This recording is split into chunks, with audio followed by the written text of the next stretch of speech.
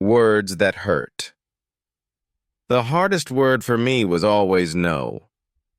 For many years, I really did not know how to say it.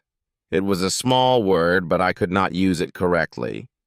My life was completely full of yes. I said yes to everyone, for everything. I thought this made me a good person, a good friend. I learned later that I was very wrong about this indeed. My wife, Emily, is a very kind and lovely woman. She is patient and so understanding. In the beginning, she thought I was just a very helpful man, but soon she started to see the real problem. She saw that my yes to other people was often a no to our own special life together. Her warm smile started to fade a little bit each passing day. I remember one specific time my friend Sam asked for money. It was a lot of money for us then. Emily and I were saving it for a new roof for our small house. But Sam looked so sad and desperate. He promised to pay me back very soon, so I said yes. I gave him our savings because I could not say no to him then. When I told Emily about it, she did not get angry at me. She just looked very quiet, and her kind eyes were so sad. She asked me softly, "What about our roof? The cold winter is coming soon." I told her not to worry about it at all.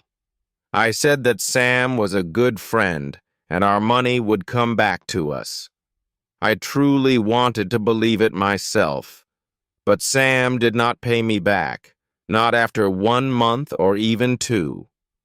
When I asked him, he always had a new, clever excuse. Our roof was not fixed that entire year, and the winter was cold and very wet. I felt so foolish and terribly guilty. I saw the deep disappointment in my wife's eyes. It was a truly awful feeling for me. Another time, I promised to help my friend Tom move to his new apartment. I had forgotten that this day was my wedding anniversary. Emily had planned a special romantic dinner for us at a nice restaurant. I tried to do both things that day. I helped Tom all day long and then rushed to the dinner, very late and extremely tired. The whole evening was ruined because of my thoughtless promise. Emily tried to smile, but I knew she was deeply hurt inside. I was not really there with her in that moment.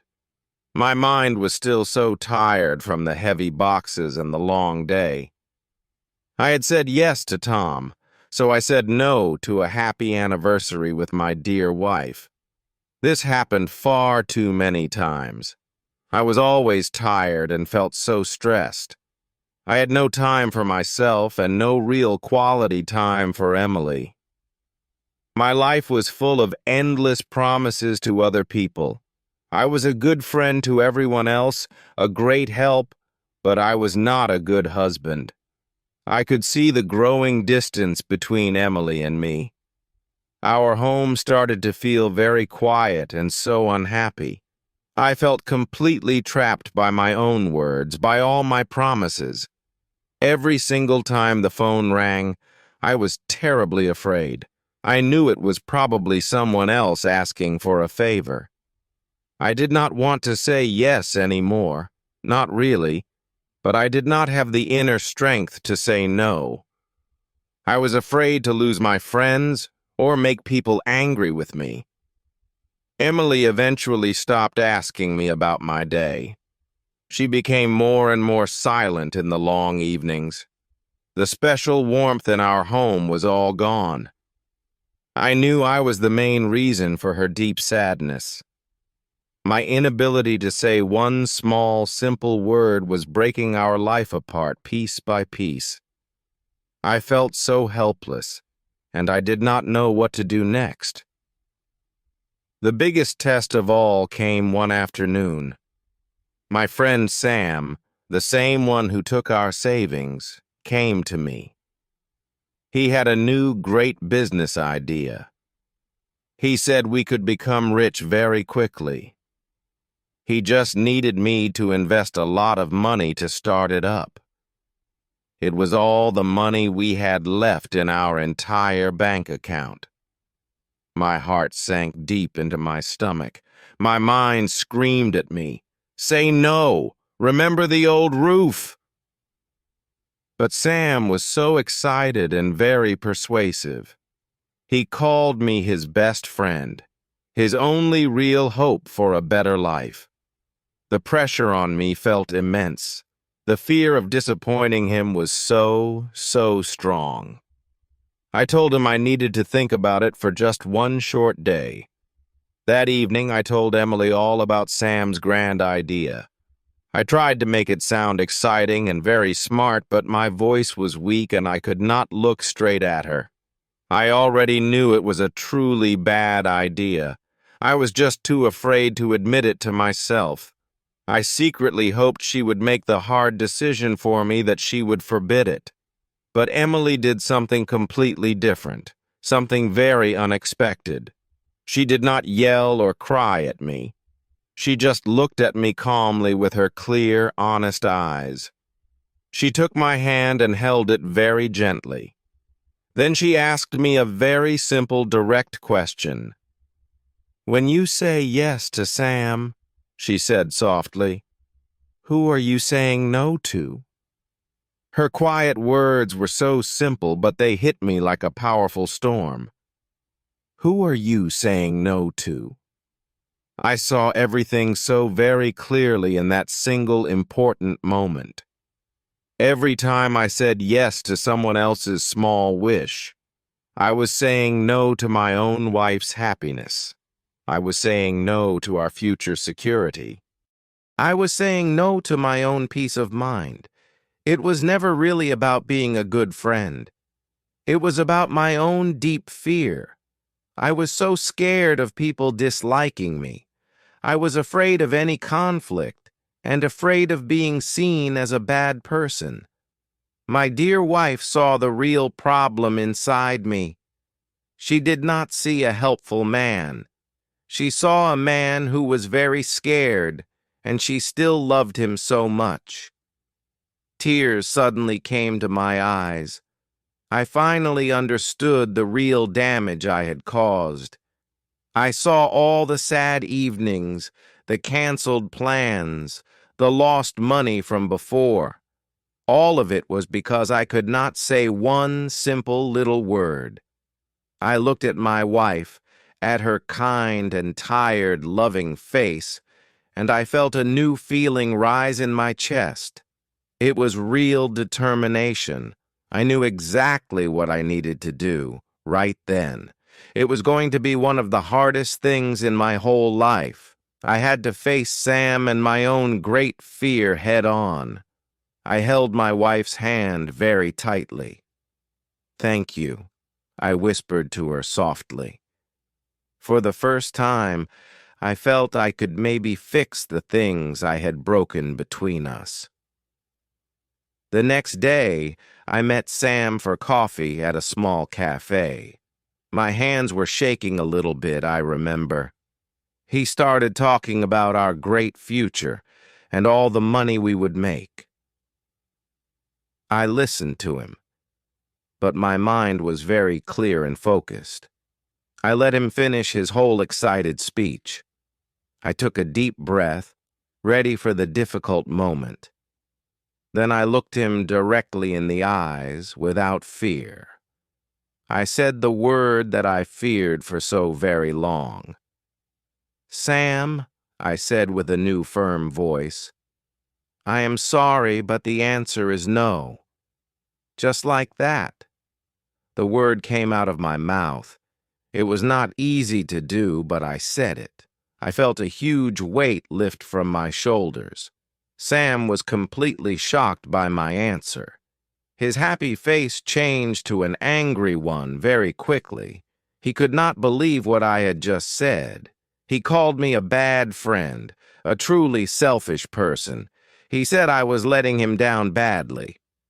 His words hurt a little bit, but they did not break me. I just stayed calm and repeated, "I cannot do it, Sam. My answer is still no." He left the coffee shop very angry, and he slammed the door hard. I sat there for a minute, my heart still beating fast from it. But I did not feel bad about my choice. I felt free and incredibly light. For the first time, I had chosen myself. I had chosen my wife and our own life. I felt a small new sense of strength grow inside me. I went home and told Emily everything that had happened. I told her what Sam said and how I felt after it.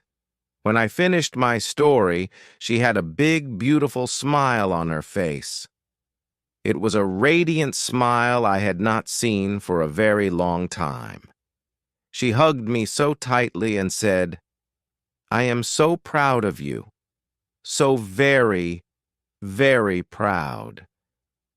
That single hug felt like coming home after a long, hard, difficult journey.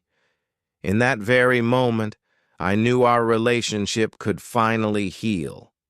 It was the first day of our new, better beginning.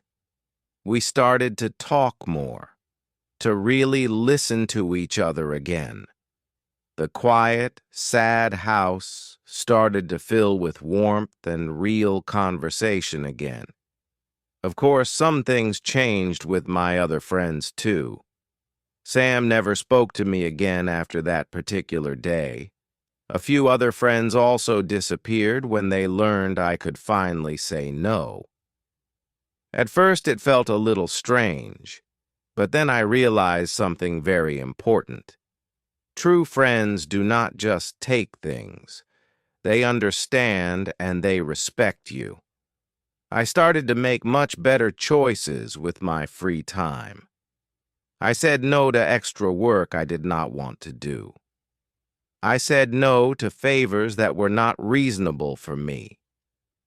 And with every no to something unimportant, I had more time and more energy. I had more yes for my wife. Yes to a walk in the park. Yes to a quiet, relaxing evening together. My life became calmer and much, much happier. I learned that saying no is not a selfish thing at all. It is necessary for a healthy and balanced life. It is about having true respect for yourself and for your own priorities. It shows others that your time and your well-being are important. This was a very big lesson for me to learn. Emily and I saved our money again, more carefully this time.